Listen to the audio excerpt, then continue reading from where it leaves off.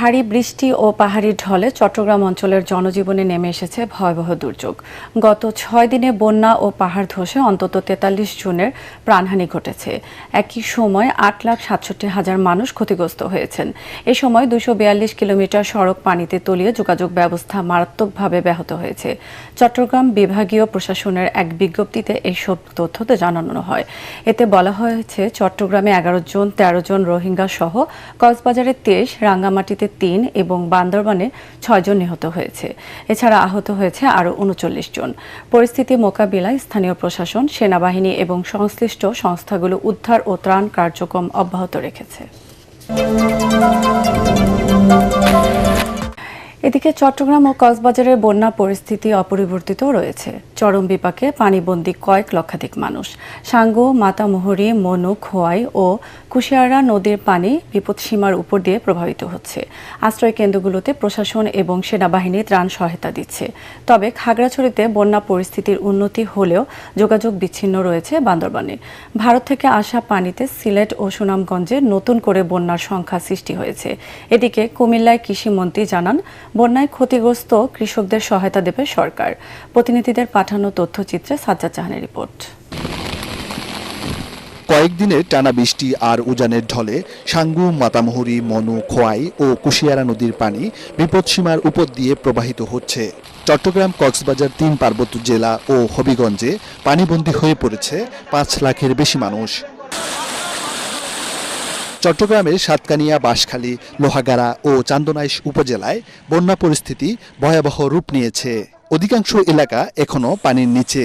৮ দিন ধরে পানি তলই ফাউটাও গা হয়ে গেছে। আগের মাঝে কোনো আনা দানাও করণ জানা। দুর্যোগ মোকাবেলায় চট্টগ্রামের সব সরকারি কর্মকর্তা কর্মচারীর ছুটি বাতিল করেছে জেলা প্রশাসন। খোলা হয়েছে কন্ট্রোল রুম।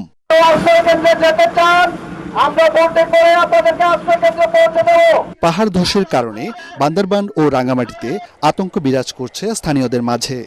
বান্দরবান রাঙ্গামাটি সড়কের ব্রিজঘাট সেতু ভেঙে পড়ায় যোগাযোগ বিচ্ছিন্ন হয়ে পড়েছে। প্লাবিত এলাকায় দেখা দিয়েছে বিশুদ্ধ পানি ও খাদ্য সংকট। সার্বিক অবস্থা বিবেচনা করে ইতিমধ্যে আমরা আমাদের যে সেন্টারগুলো, আশ্রয় কেন্দ্র, সাইক্লোন সেন্টার আছে, এগুলো খোলা রাখার ব্যবস্থা গ্রহণ করেছি। তবে খাগড়াছড়িতে মাইনী ও চেঙ্গি নদীর পানি কমতে শুরু করায় নির্মাঞ্চলে বন্যা পরিস্থিতির উন্নতি হয়েছে। জেলার বিভিন্ন স্থানে পানি নেমে যাওয়ায় ক্ষতিগ্রস্তরা দোকানপাট ও বসতঘর পরিষ্কারে ব্যস্ত সময় পার করছেন।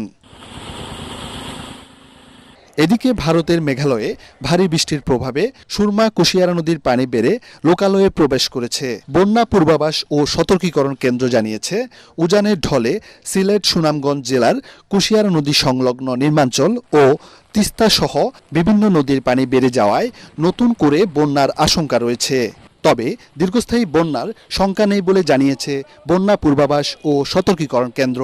তবে আগামী ২৪ থেকে ৪৮ ঘন্টায় দেশের উত্তর পূর্বাঞ্চলীয় সিলেট, সুনামগঞ্জ এবং ময়মনসিংহ বিভাগের ময়মনসিংহ, নেত্রকোনা, শেরপুর ভারী থেকে অতি ভারী বর্ষণের সম্ভাবনা রয়েছে। এদিকে কুমিল্লায় এক অনুষ্ঠানে কৃষি ও প্রাণী সম্পদ মন্ত্রী আমিনুর রশিদ জানিয়েছেন, সাম্প্রতিক বন্যায় ক্ষতিগ্রস্ত কৃষকদের তালিকা করে সহায়তা প্রদান করবে সরকার। যারা যারা ক্ষতিগ্রস্ত হয়েছে, সরকার তাদের সাথে সহযোগিতার হাত বাড়ানোর জন্য প্রস্তুত আছে। ওইভাবে আমাদের এগিয়ে যাচ্ছি আমরা, লিস্ট আমাদের তৈরি হয়েছে। সাজ্জাদ জাহান, এটিএন বাংলা। বসুন্ধরা টিস্যু, অশুদ্ধতার বিরুদ্ধে এক বিন্দুও ছাড় নয়। আগামী ৫ বছরের মধ্যে উপজেলা স্বাস্থ্য কমপ্লেক্সকে ১০১ বেডে উন্নীত করার কথা জানিয়েছেন প্রধানমন্ত্রী তারেক রহমান। সেই সাথে চিকিৎসক, স্বাস্থ্যকর্মী ও টেকনিশিয়ানদের শূন্যপদ পূরণের ঘোষণাও দেন তিনি।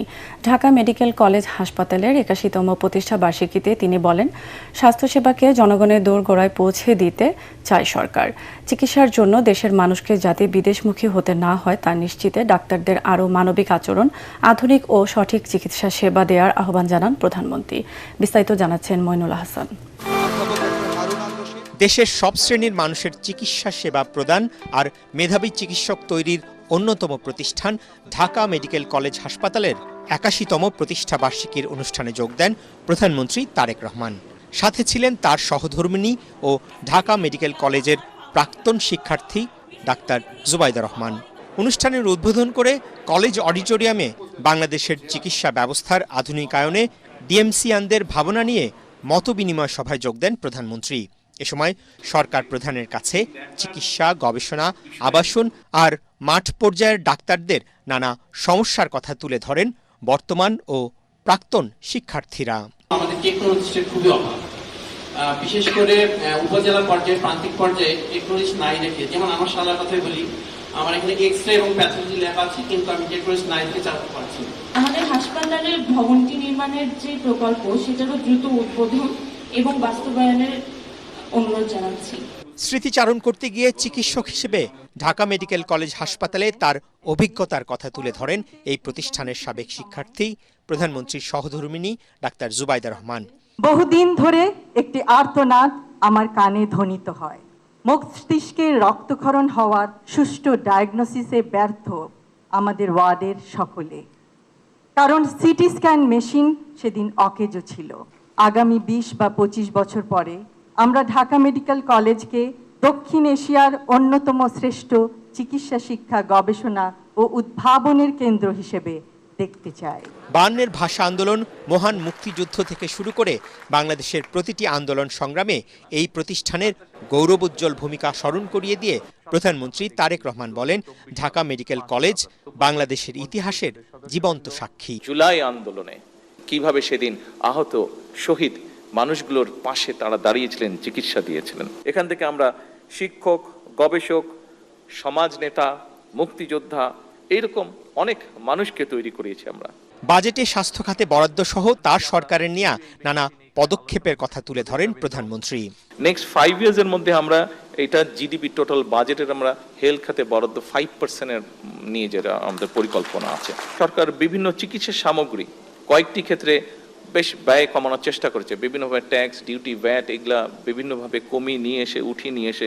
চিকিৎসকদের শূন্য পদ পূরণ, তৃণমূল পর্যায়ে মানুষের স্বাস্থ্যসেবা নিশ্চিত করতে উপজেলা স্বাস্থ্য কমপ্লেক্সকে 101 বেডে উন্নীতকরণে তার সরকারের পরিকল্পনা নিয়ে কথা বলেন সরকার প্রধান। এই 5100 বেডের যে হসপিটাল উপজেলা পর্যায়ে, এইবার বিএনপি সরকার এই 51 থেকে বাড়িয়ে এটাকে 101 বেডে নিয়ে যেতে চাইছি আমরা। সারা বাংলাদেশে 5টা শিশু হাসপাতাল, এগুলা বিল্ডিংগুলা তৈরি হয়েছিল বহু বছর যাবত পড়ে আছে বিল্ডিংগুলা, আমরা এগুলাকে দ্রুত চালু করার ব্যবস্থা করছি আমরা, এগুলা যাতে বাচ্চারা সাপোর্টগুলা পায়। দেশেই যাতে সর্বাধুনিক চিকিৎসা সেবা নিশ্চিত করা যায় তারও তাগিদ দেন তারেক রহমান। লক্ষ লক্ষ মানুষ বিদেশে যাচ্ছেন চিকিৎসা করাতে, তার ফলে আমাদের মূল্যবান বৈদেশিক মুদ্রাও সেই সাথে চলে যাচ্ছে। আমরা কেন পারবো না এই পরিস্থিতিটির পরিবর্তন করতে?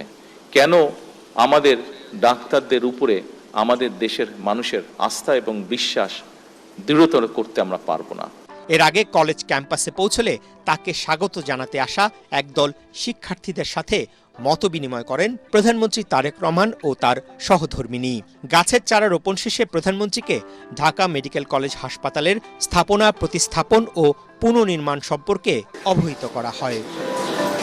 মইনুল হাসান, এটিএন বাংলা, ঢাকা।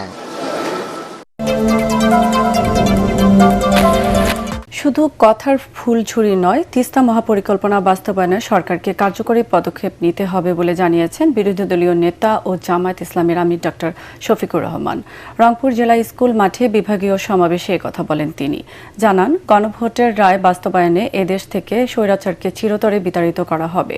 সমাবেশে বিরোধী দলীয় চিফ হুইপ এনসিপির আহ্বায়ক নাহিদ ইসলাম বলেন, বিএনপির ইতিহাস প্রতারণার ইতিহাস। এসানুল গনি স্বজনের ক্যামেরায় বিস্তারিত জানাচ্ছেন খায়রুল ইসলাম। 11 দলীয় ঐক্যের পক্ষ থেকে গণভোটের রায় ও তিস্তা মহাপরিকল্পনা বাস্তবায়নে কার্যকর ব্যবস্থা গ্রহণ, সীমান্ত হত্যা ও পুশিন বন্ধ এবং জনদুর্ভোগ নিরসনের দাবিতে দেশব্যাপী পূর্বঘোষিত কর্মসূচি অনুযায়ী রংপুর জেলা স্কুল মাঠে বিভাগীয় সমাবেশ করে 11 দলীয় ঐক্য। এতে অংশ নেয় বিভাগটির কয়েকটি জেলার লক্ষাধিক কর্মী সমর্থক। আজকে যখন আমরা এখানে সমাবেশ করছি, তখনও লালমনিরহাটে পুশিনের চেষ্টা করা হচ্ছে। ঘন্টার পর ঘন্টা তারা বৃষ্টিতে ভিজে নেতৃবৃন্দের কথা শোনেন। ওরা বৃদ্ধাঙ্গুলি দেখানোর চেষ্টা করছে। সমাবেশে 11 দলের নেতারা অভিযোগ করেন, জুলাইয়ের সাথে প্রতারণা করছে সরকার। এই সংস্কার আমরা চাই, মানবতার বাংলাদেশ চাই। আপনারা কি মানবতার বাংলাদেশ চান? সুশাসন চান? আপনারা তাদের স্বাধীনতার আকাঙ্ক্ষাকে নিভিয়ে দিতে পারবেন না। যদি চেষ্টা করেন আবার মুগ্ধরা ফিরে আসবে, আবার আবু সাঈদরা ফিরে আসবে, আবার নহিয়ানরা ফিরে আসবে। বিরোধী চিফ হুইপ ও জাতীয় নাগরিক পার্টি এনসিপির আহ্বায়ক নাহিদ ইসলাম বলেন, সরকার যদি সীমান্তে পুশিন ও হত্যা বন্ধ করতে না পারে তাহলে দল থেকে জাতীয়তাবাদী নাম তুলে ফেলতে হবে। শেখ হাসিনা আসবে কি আসবে না এটা দিল্লির সাথে ঢাকাকে নির্ধারণ করতে হবে। দিল্লিকে স্ট্রং ভাবে মেসেজ দিতে হবে এই সরকারের। অন্যদিকে বিরোধী দলীয় নেতা ও জামায়াত ইসলামীর আমির ডাক্তার শফিকুর রহমান বলেন, সরকার প্রধান এই রংপুরের এক সমাবেশে গণভোটের পক্ষে হ্যাঁ ভোট চাইলেও এখন তা বাস্তবায়নে তালবাহানা করছেন। বাংলাদেশের একটা জায়গায় শুধু দাঁড়িয়ে বর্তমান প্রধানমন্ত্রী বলেছিলেন ভোট দিবেন দুটো, একটি আমার দলকে আর একটি গণভোটে হ্যাঁ। তিনি প্রথমটা রক্ষা করেছেন, দ্বিতীয়টা তিনি রক্ষা করেন নাই। শীঘ্রই তিস্তা মহাপরিকল্পনা বাস্তবায়নে কার্যকরী পদক্ষেপ গ্রহণে সরকারের প্রতি দাবি জানান তিনি। তিস্তা নিয়ে এই বাজেটে 10 টাকারও কোনো অ্যালোকেশন নেই। আমরা আর কথার ফুলঝুড়ি শুনতে চাই না, দেখতে চাই না, আমরা বাস্তব পদক্ষেপ দেখতে চাই। গণভোটের রায় বাস্তবায়নের মধ্য দিয়ে এ দেশ থেকে স্বৈরাচারকে চিরতরে বিতাড়িত করা হবে বলেও জানায় বিরোধী দলীয় নেতা। বাংলাদেশের উন্নয়নের যাত্রা শুরু করব। গণভোটের রায় না মানলে সরকারকে এর খেসারত দিতে হবে। সেই সাথে জুলাই সনদ বাস্তবায়নে দেশের জনগণকে আবারও আন্দোলনে নামার আহ্বান জানান তারা। খায়রুল ইসলাম, এটিএন বাংলা, রংপুর।